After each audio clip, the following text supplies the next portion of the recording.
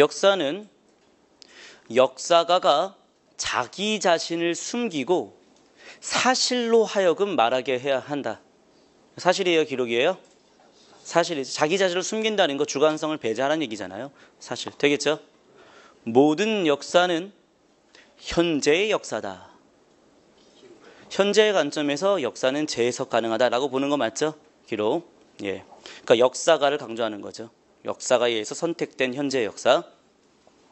역사는 과거와 사실의, 그러니까 과거와 현재의 대화이다. 이것도 기록이라 볼 수 있겠죠. 과거의 것을 그대로 놔두는 게 아니라 이것을 현재의 관점에서 재해석도 하고, 하지만 과거에 있었던 역사적 사실을 왜곡해서는 안 되고, 그래서 이런 상호작용 대화이다. 이에 즉하 얘기인데 기록에 대한 대표적인 예가 되겠습니다. 알겠죠? 예.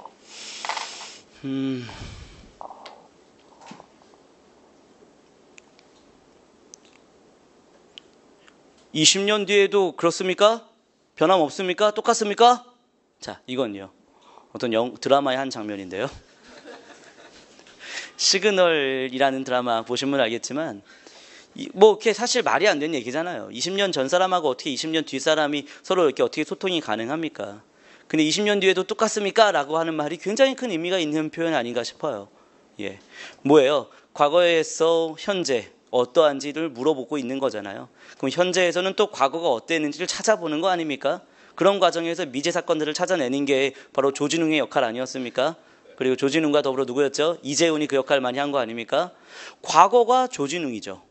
현재가 이재훈이고, 그렇죠? 그의 대화의 역할을 했던 게 바로 시그널 아니었습니까? 그렇죠? 그 무전기가 그 역할을 한 거 아닙니까? 그래서 저는 이해츠카의 과거 현재의 대화를 아주 충실하게 잘 보여주는 게 바로 시그널이라는 드라마였다. 이런 생각이 좀 듭니다. 자, 뭐 그렇게 좀 예를 들어봤고요. 조진웅이라는 사람이 그 JTBC 거기 뉴스에 나와서 인터뷰를 하는 장면을 봤는데요.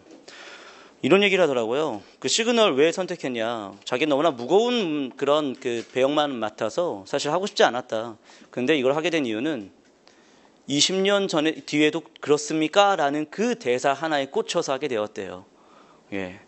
아, 그래서 참 조진욱이라는 이 사람도 현재에 대해서 할 말이 많구나. 뭐 이런 생각이 좀 들었는데, 자, 모든 해석은 다 현재의 관점에서 재해석 가능하다. 그것을 좀 강조하고 있다. 이렇게 말씀드릴 수 있겠습니다. 자, 우리 사실과 기록 구별할 수 있겠죠? 예, 이 정도만 합시다. 자, 여러분들 소방에서는 사실로스 역사의 역사가의 이름을 외우지 마십시다. 랑케, 엘튼 이런 사람들 외우는 거 아닙니다. 자, 내용을 보고 사실인지 기록인지만 구별하면 되겠습니다. 오른쪽에 있는 기록의 역사도 마찬가지입니다. 크로체, 콜링우드, 칼베거. 자, 이 사람들의 이름을 외우지 마십시다. 네, 내용을 기억하세요. 알겠죠? 이러한 문장들이 바로 기록을 강조하고 있는 표현이었다. 자, 밑에 핵심 사료 확인하시면 되겠고요. 예, 자, 넘겨보시고 그 다음에 역사학과 사료 좀 살펴보겠습니다. 사료라는 게 역사적 사실을 입증해주는 역사적 자료, 문헌, 금속문, 유물, 유적 이런 것들을 다 포함하고 있습니다. 근데 오른쪽에 사료 비판이 있는데요. 이거는 살짝 제가 좀 필기 좀 해드릴게요. 뭐 어려운 얘기 아니니까 자, 간단하게 필기 좀 해볼게요. 그 사료라는 것을 이걸 역사적인 연구 대상으로 보느냐 마느냐 사료를 비판한다라고 하는데요. 사료 비판할 때 첫 번째 사료 비판 단계는 이 사료가 자, 역사적 탐구 주제가 될 수 있느냐를 따져보는 거예요. 그 외적 비판을 먼저 합니다. 다시 말해 밖에서 이거 바라봤을 때 이 사료를 인정할 수 있느냐 없느냐. 자, 그래서 이 사료가 진짜냐 가짜냐. 가짜는 다른 말로 위조라고 얘기할 수 있겠죠. 진품이냐 위조품이냐. 다시 말해 짝통 아니냐 이렇게 보는 시각이에요. 자, 짝통이라고 한다면 그 짝통은 연구할 주제가 되지 않는 거죠. 그렇죠? 예, 이렇게 이해하면 되겠습니다. 그런데 진짜의 경우에서도 자, 질문 대답. 이 사료 자체가 사실인 내용일 수 있고 거짓인 내용도 있을 수도 있잖아요. 그렇죠? 그래서 이거는 참 얘기일 수도 있고 거짓 얘기일 수도 있는 거 맞잖아요. 그렇죠? 그래서 이거는요. 내용을 따지는 거죠. 그 시대에 정말 저런 모습이 있었을까? 내용을 따지는 것을 바로 내적 비판이다 이렇게 얘기한다 보시면 되겠습니다. 내용을 따지는 겁니다. 그래서 뭐 어렵지 않은 얘기니까 전 설명 더 드릴게요. 소방에는 잘 나오지 않는 표현인데 어렵지 않습니다. 가볼게요.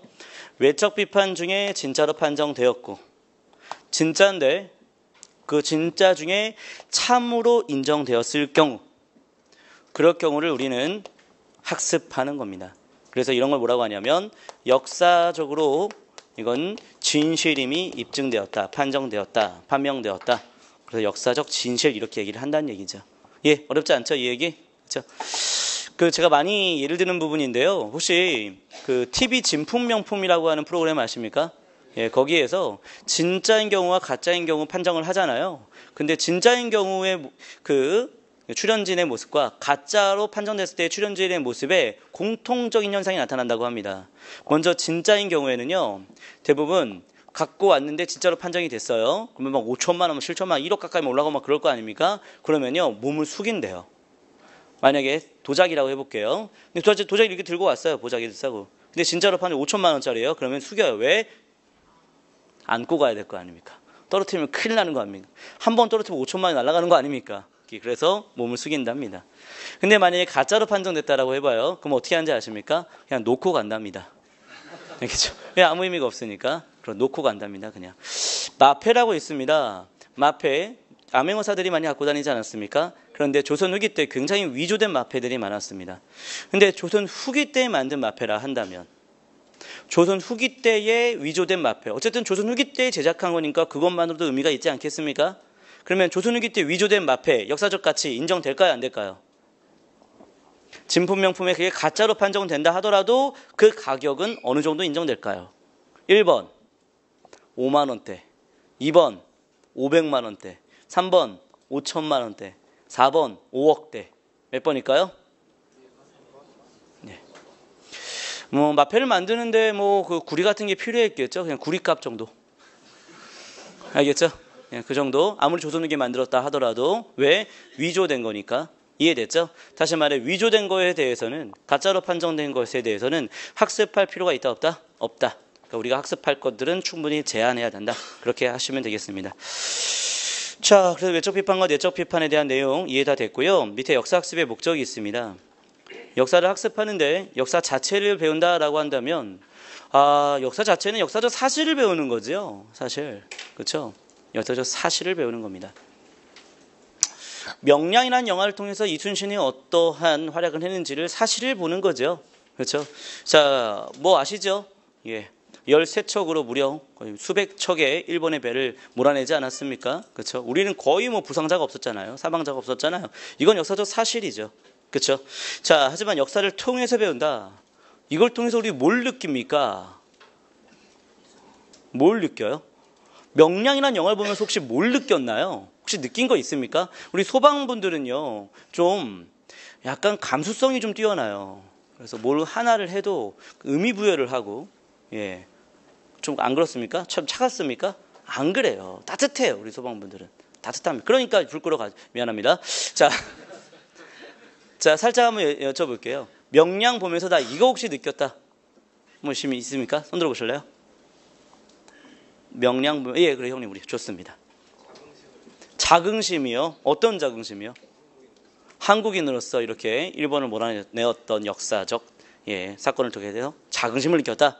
그렇죠? 예, 아주 멋집니다. 박수 한번 쳐주십시다. 예, 그래요.